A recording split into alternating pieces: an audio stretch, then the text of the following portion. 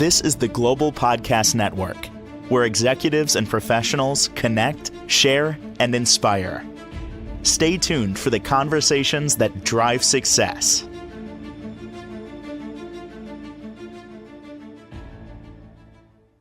Yeah, welcome back, everyone. If you're new to this thing called energy, and it's everywhere, everything is energy. It affects us in a major way every single second of every day.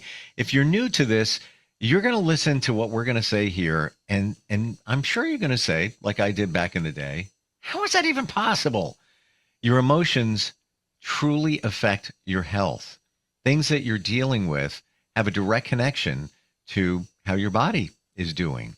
I know it's almost hard to fathom that, but once we keep our emotions in check, and she can help us out with that in terms of energy, because every emotion is connected to an energetic vibration. That's the layman's terms. Once you figure this stuff out, you start becoming healthier again, or you don't come up with diseases and lots of other challenges. She is an energy healer, practices kinesiology, runs deep in all of this, and offers so much insight. Gabrielle Powerchuk is back with us. How are you doing today? Pretty good. How are you? Very well, very well. Looking forward to learning more about this and how our emotions can affect our health. So what if we did an example? Let's just say somebody went through some very, or is going through some very emotional times. Let's say a divorce, marriage breakup, whatever it might be. Relationship went south after some time. A lot of emotion involved there, and it's an ongoing kind of thing.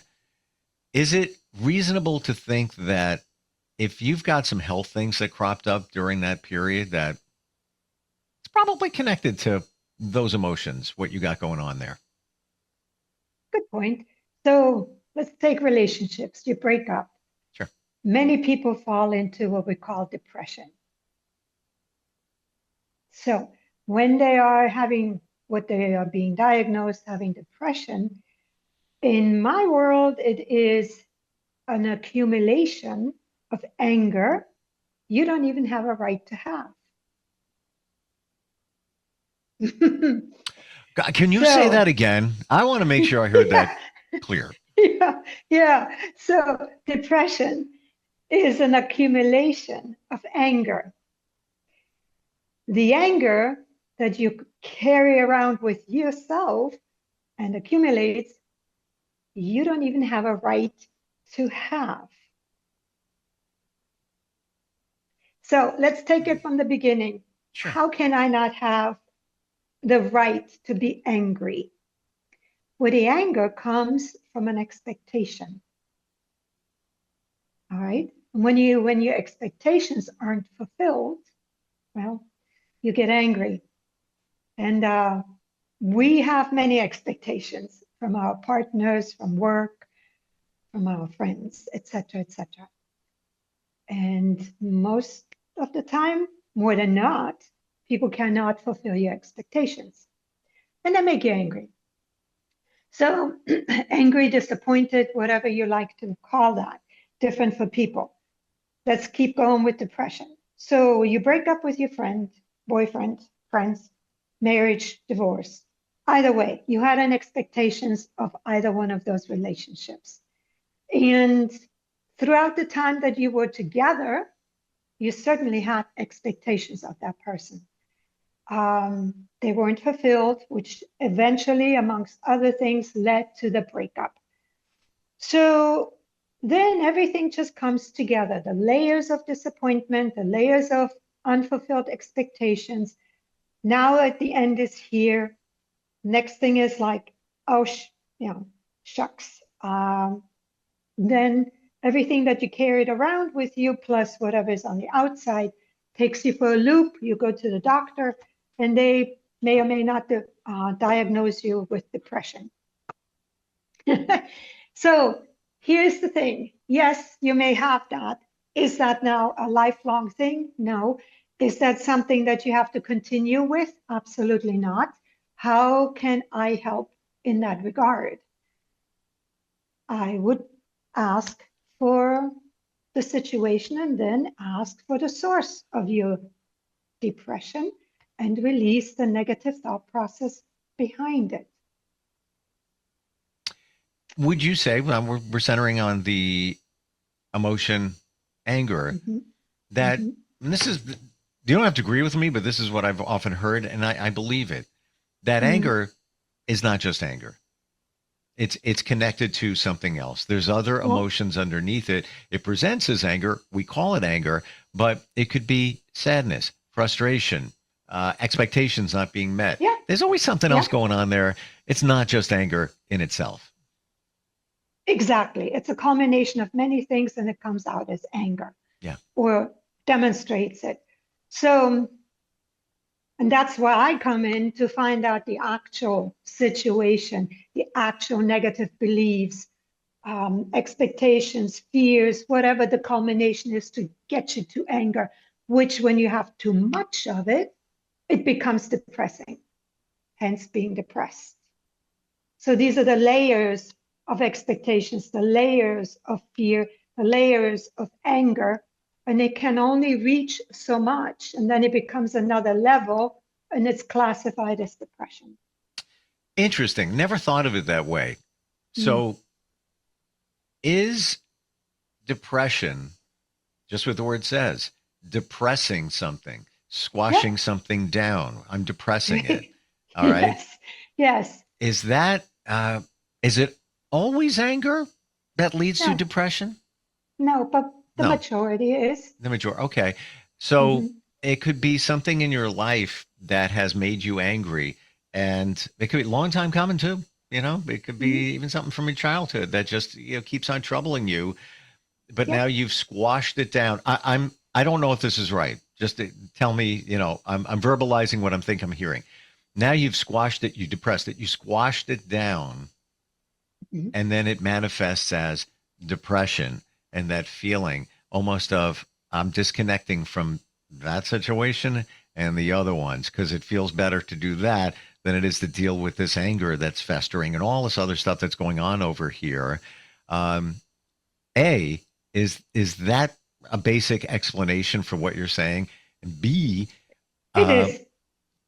when you work with somebody, can you identify, if somebody says, yeah, I think I'm depressed, I'm just kind of down.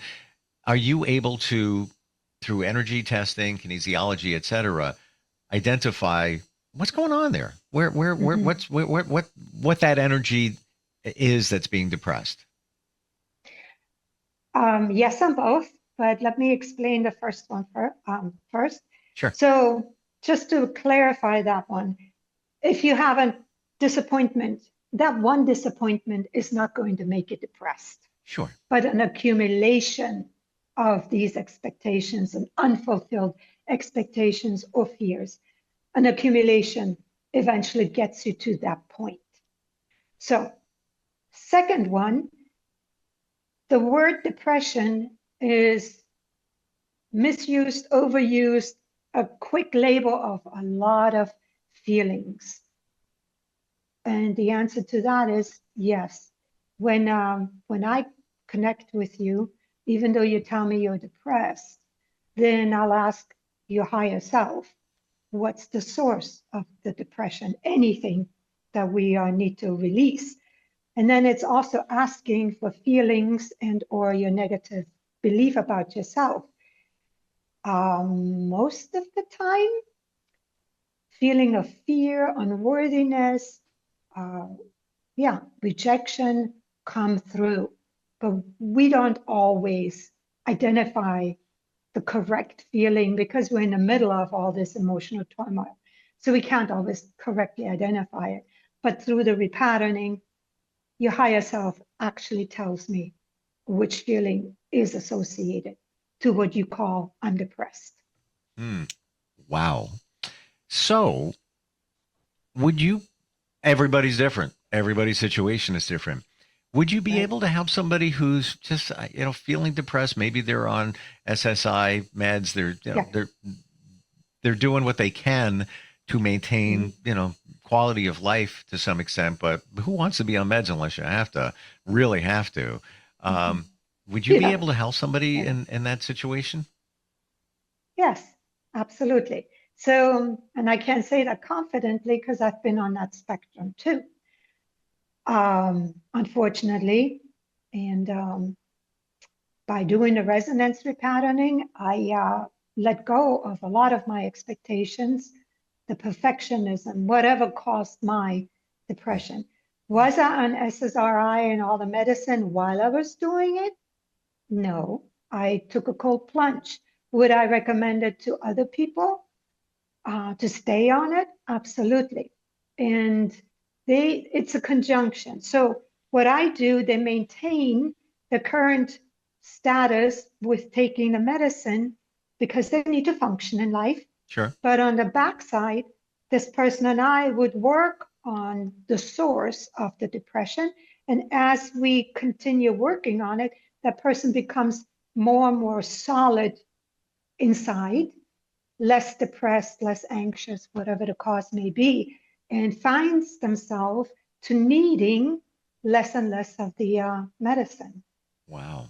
Well, thank you for your transparency. I mean, Yeah. you walk the walk and talk the talk. This is pretty Yes. amazing. And I Yeah. loosely study energy and all of that, and I totally get how our emotions are connected to energy. Yeah, I'm there, but I never thought of it this way, how we can help people with that. And I never thought of depression being many times anger, that we've just, and what happens? Yeah, of course, we get angry. We have expectations, relationships, our expectations for ourselves or whatever it might be. And then Yeah. what do? To protect ourselves, we squash them down. We just, Exactly. not going to deal with it. Depress. We depress them. As you said, depress it. Yes. I'm not going to deal with it. Just I'm not going to deal with it. But then it turns into that depression. But it's really what we're squashing down is energy. And I'm thinking that energy always is in motion. It doesn't stop. So that energy from here goes into another area over here. It's always moving. It's got to keep flowing until you eradicate the negative energy. And now we're talking about depression here, but this anger and those things those emotions can turn into dis-ease as well, right? Yeah, correct. So one more, this is not a mental aspect. Let's take something from a physical aspect. I can recommend two. One is liver disease and or diabetes. So yeah, these are different spectrums. So liver is the seat of primitive anger. So your liver, so in my world, you do three things. Emotional, the thought process causing emotions and accumulate will eventually locate, well, it's located in a specific organ and eventually put that organ out of balance and into dis-ease. And that's when you go to the doctor and you want something taken care of. And now you know the life from there, medicine, whatever else. When in reality, the source needs to be taken away. Why are you angry? What's the cause of your anger? Release all that emotion, all these emotions from your liver. So that's that. Then diabetes, well, then let me come back to liver. Of course, certain aspects of your lifestyle may not be exactly supporting the liver either. Okay, but that in itself is not necessarily the cause of your dis-ease.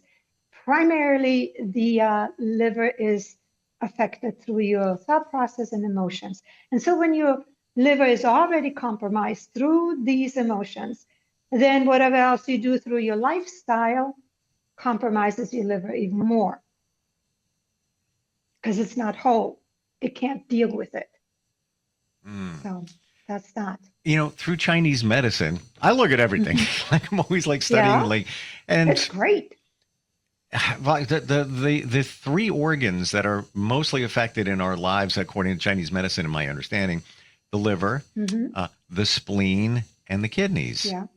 Yes. Because kidneys is the seat of your childish, immature ways of thinking. Is it really?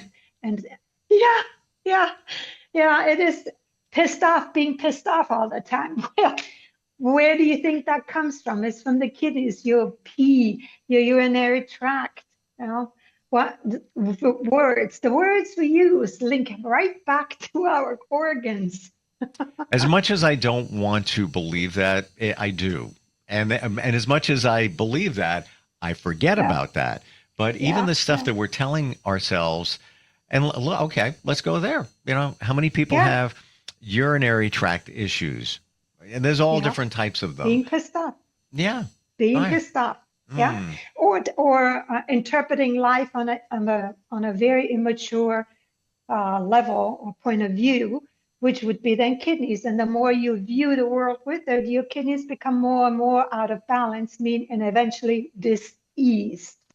So So let's look at that for just a second, because I also feel that life is better when you approach it as a child in many ways. The curiosity aspect, maybe the innocence aspect. And then, so I'm trying to process what you're saying there with the kidneys and approaching things immaturely. Can you give us a little more insight there? So immature and childlike, they're two different things. Okay.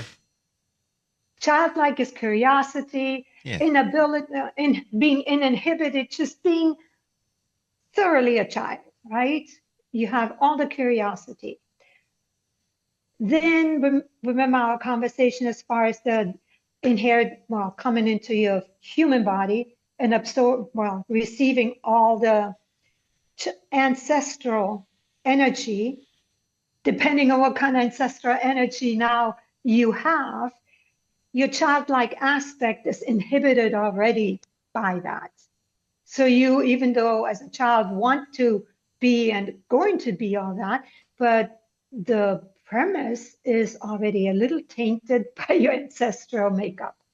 And if that's not being solved, meaning removed from the origin, you continue your life from that premise. Again, it becomes then childishness, and it becomes emotionally immatureness versus childlike. Big difference. For you personally, you revealed some things that you had challenges, then you realized what's going on there. Have you noticed improvements within your health once you started figuring this stuff out? Absolutely. Yeah. So my huge improvement was I had migraines for the better part of my life. And for the longest time, it was always explained because I had a head injury when I was a little girl, and I received 2 more head injuries while I was an adult through various reasons. So these were all these logical and cognitively connected dots reasons why I had migraines. They were severe enough that they took a better part of my life, meaning being in bed, walking around pretty miserable, trying to make it through the day. Once I started resonance repatterning, the headaches disappeared. Amazing. I am headache free. So my friend and I just had a conversation recently about the situation. Our medicine, our medical, I'm not poo-pooing anything. Our medicine has a purpose in our life, absolutely. But certain aspects of our health is not conducive to what we have at the moment for the medical community. Speaking of headaches, most migraine sufferers are not being helped by medicine because it is an energetic imbalance. And medicine does not deal with energetic imbalances. So it may band-aid it or give them hope to get through the day, because at least somebody is taking a load off and trying to figure things out to hopefully make my life a little bit better. And so the hope in this case keeps that person going. But the reality of that is it's not getting better. We're just looking for different avenues to give ourselves a reprieve from the pain. And the only reprieve I ever had was through the resonance repatterning. And I'm done with my headaches. And what you're saying here is we're so programmed. I'm not getting on a soapbox here, but we're so programmed to go to the doctor to get a med. Yeah. And Yeah. we've been programmed. And why? Because Yes. in our upbringing, big pharma, they're making lots of money. So doctor has it, and it's going to help you. It's going to take care of some of those symptoms that are coming from energy not being the way it should be. But that is the root cause of the situation. Right. We're holding on to all this negative energy. I know it's a little woo for some, but that's what's going on here. And that's why we're getting sick and feeling off and all of that. Once you take care of that, and it could be years, decades in the making, right? That stuck energy. Ancestral. Let's go back to ancestral. So my headaches. Yeah. Yeah. So my mom suffers from that, or suffered. She's no longer with us. My sister still does. And as I'm progressing or have progressed through resonance repatterning, many beliefs and thought processes came from my mother. So, and she too got it from her side of the family. And I basically released our ancestral clan from all this energy. Yeah. Wow. That's how it worked. How did you figure that out? Well, I didn't know, but again, when I found my healer 10 years ago, and I stuck with her for 3 years, my primary concern was my headache, because yeah. Well, I'm sorry. Let me make that fun. question clearer. How did you figure out that it was ancestral? Like it goes back. What was actually going on there? Through my healing process with my healer. Okay. Remember the 3 years that I went with that woman? Sure. My primary concern was that I would get rid of my headaches. And through all the repatterning that she has performed on me, I learned, because it's the same process, I learned that it came mostly from my mom. Wow. These energies and the thought processes. And I continued on doing things on myself, and it continued again, mostly with my mom. And it's probably the same for all of us. If it's not our mother, it's our father, maybe a grandparent. Correct. Going back generations. And the stuff that they dealt with, they gave us. We did the same thing to our kids. They may be struggling, but it's the energetic thread through the generations. That's it. The energetic thread is what sets you up to interpret life in a certain way, which is then affecting your health again. Thanks, Mom. Thanks, Dad. Just kidding. But honestly, in a way it is. But to be fair and to be kind-hearted, they had to go through their own crap, right? 100 billion%. And even as parents, we didn't get manuals. I'm still waiting for mine. Hasn't shown up. Even snail mail, emails. I didn't get it. So, and if I look now, learning all of this stuff, I would have parented my children a little bit differently. Now that I realize, what the energy is there, and taking care of ourselves to eradicate this stuff that's we're hanging on to. I know this is a little woo, but I am going to say this right now. If you're watching this or hearing this, there's a reason. It doesn't just happen. Either you were searching or the universe said, you need to hear this, because it's the answer to help you move your life forward. Energetic connection, right? For sure. I see it all the time, even with myself. I had an epiphany this morning about something that somebody said. I'm like, oh, okay, that, and I'm not looking for it. It just shows up. It's like, that makes sense now. You help us make sense. What's the best way to connect with you, even just to start a conversation about all this? Oh, it is. You can text me. You need the phone number? Please. Yep. Area code 206-498-9094. Simple as just and text I know you? you get, Yeah, well, you have also my email. I saw that. So emailing is fine as well. It shows up on a video. That's a Yeah. good thing too. Gotcha. Yeah, we put it Uh, on the screen there. Gabrielle, thank you mhm. for your insight on all of this. It is the answer to a lot of what troubles us, and I appreciate your transparency and for being here today. Looking forward next time we dig into this. You're welcome. Have a wonderful day. You too. We'll be right back. This is the Global Podcast Network, where executives and professionals connect, share, and inspire. Stay tuned for the conversations that drive success.